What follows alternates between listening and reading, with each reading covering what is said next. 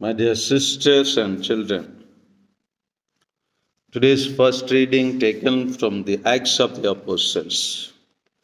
We see since St. Peter and St. John healed the lame person in the name of Jesus, they are charged again and again and called in the Sanhedrin and they are questioned. And at the end, they were given a warning. What is the warning they were given? Not to say anything and expressly not to take name of Jesus. What is the answer they give? Read please chapter 4, 19. What did they answer? But Peter and John answered. Peter and John answered. Whether it is right in God's sight. Whether it is right in the God's sight. To listen to you. To listen to you. To listen to you means to listen to you human beings, particularly. Rather than to God. Or once again. Or rather than to God. What is the most important thing? Listening to God or listening to human beings? Which is better? Listening to God. And they decide. And therefore, on 20, St. Peter is telling again. What he is telling? For we cannot keep from. For we cannot keep from speaking about what we have seen and heard. What we have experienced, we cannot keep quiet. Our call to religious life is the experience of God, and we need to experience. When we experience God, we cannot just keep quiet. We have to give that experience to others. That's what happened in the early church. The early church was bold enough and had conviction. Boldness and conviction led them to face any eventuality. Even life goes, let it go. Because they experienced Jesus, experienced God. Often I do feel and do tell through my preaching that we need courage, we need boldness and conviction. We do not have boldness and conviction, we are not real Christians. We are only, sometimes we say, no, I am a Christian, but I go to the church once in a while. You have heard, yes or no? Yes, we are also like that. And therefore, we have to be convicted. Psalm 113, verse 8 says something. Psalm 113 says, 13:8 says something similar to whom we should listen, how we should act. Please read 113 verse 8. To make them sit down, princes with the princes of his people. 113, Psalm 113 verse 8. Yeah, read 9 otherwise. Sometimes you do verses.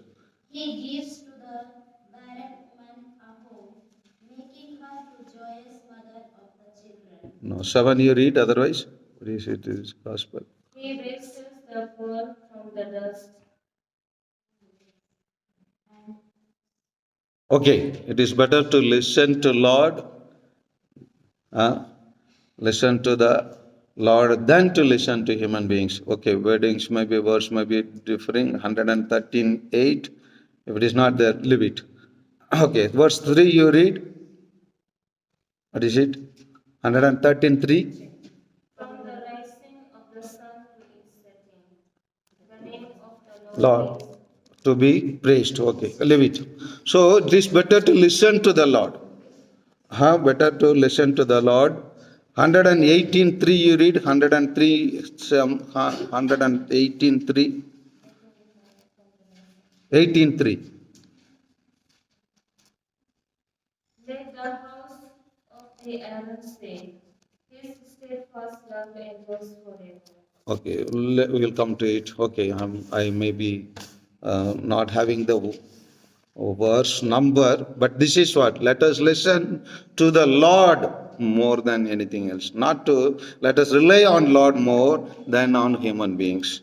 And that is what the disciples do. That's why the who are telling to Jesus, keep quiet, they are having authority. The people with authority is telling to them, but to their face, they are telling the experience they heard. How can we keep quiet what we have seen and heard? We are experienced man. You are telling something to keep quiet. How can we keep quiet? That is the boldness. That is the conviction they have. And that is what the old church or the early church or the church in the beginning heard. And if that boldness and conviction had been handed over continuously, yes, it is had been handed over continuously to certain people, those who are martyrs and those who stood by the teaching of the church. And therefore, only whenever the church went away, like Catherine of Siena or any other persons or Francis de Sales and other people, they stood for the church. Even though Martin Luther and Arnold decided to go away from the church, with boldness they were able to say, Teresa of Avila and all, they were able to say to the church, though they were ladies, they were women, they were able to tell that the teaching of the church, certain things are wrong. The Pope is wrong. They told even to the Pope, you are wrong, Pope. The decision you are making is wrong. And they stood by the church. Boldness and conviction they had. And the boldness and conviction made them saints, made them to write the dogmas, and made them to teach the church, renew the church through teachings. And that's why when it was heard to Francis of Assisi, what was heard to Francis of Assisi? Renew the church. And he started to renew it with boldness and conviction. The church needs again and again that boldness and conviction. Let us ask ourselves, do we have boldness and conviction? Let us find.